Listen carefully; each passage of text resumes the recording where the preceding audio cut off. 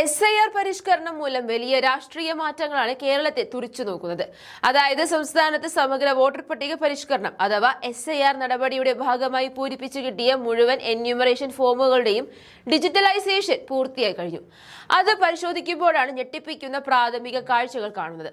23-ന് കരട് പട്ടിക പ്രസിദ്ധീകരിക്കും. എന്യൂമറേഷൻ ഫോം സമർപ്പിക്കാനുള്ള സമയം അവസാനിക്കുമ്പോൾ വോട്ടർ പട്ടികയിൽ നിന്ന് പുറത്തായത് 24.81 ലക്ഷം പേരാണ്. അതായത് മരിച്ചവർ, BLOമാർക്ക് കണ്ടെത്താനാകാത്തവർ, സ്ഥിരമായി താമസം മാറിയവർ, ഒന്നിലധികം ബൂത്തിൽ പേരുള്ളവർ, ഫോം പൂരിപ്പിച്ച് നൽകാത്തവർ എന്നിവരാണ് ഒഴിവാക്കുന്നത്. അതായത് മരിച്ചവർ, BLOമാർക്ക് കണ്ടെത്താനാകാത്തവർ, സ്ഥിരമായി താമസം മാറിയവർ, ഒന്നിലധികം ബൂത്തിൽ പേരുള്ളവർ, ഫോം പൂരിപ്പിച്ച് നൽകാത്തവർ എന്നിവരെയാണ് ഒഴിവാക്കിയത്. 10% വോട്ടർമാർ ഇപ്പോൾ ഇതിൽ നിന്നും കാണാതാകുന്നുവെന്ന് പറയുമ്പോൾ അത് കേരളം പോലെയുള്ള ഒരു സംസ്ഥാനത്തിന്റെ രാഷ്ട്രീയ ഭാവി 100% തീരുമാനിക്കാൻ പോകുന്നതാണ്. എന്നാൽ വലിയ ആശങ്കയും ആശയക്കുഴപ്പവും ഇതിലുണ്ട്. അതേസമയം ഒഴിവാക്കുന്നവരുടെ പട്ടികയിൽ രാഷ്ട്രീയ പാർട്ടികൾക്ക് ആശയക്കുഴപ്പമുണ്ട്.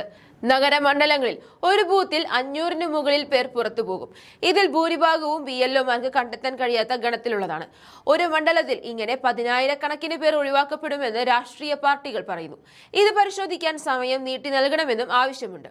കരട് പട്ടികയ്ക്കൊപ്പം ഒഴിവാക്കുന്നവരുടെ പട്ടികയും 23-ന് തന്നെ നൽകാൻ സാധ്യതയുണ്ട്.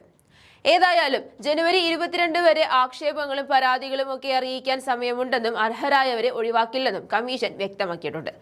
അന്തിമ വോട്ടർ പട്ടിക ഫെബ്രുവരി 21-നാണ് പ്രസിദ്ധീകരിക്കുക. SIR-ന് ശേഷം 5034 പോളിംഗ് ബൂത്തുകൾ പുതുതായി വരുമെന്ന് മുഖ്യ തിരഞ്ഞെടുപ്പ് ഓഫീസർ അറിയിക്കുകയും ചെയ്തിട്ടുണ്ട്. പരമാവധി പേരെ തിരിച്ചുകൊണ്ടുവന്നാൽ ഇതിൽ ഒരു മാറ്റമുണ്ടാകും.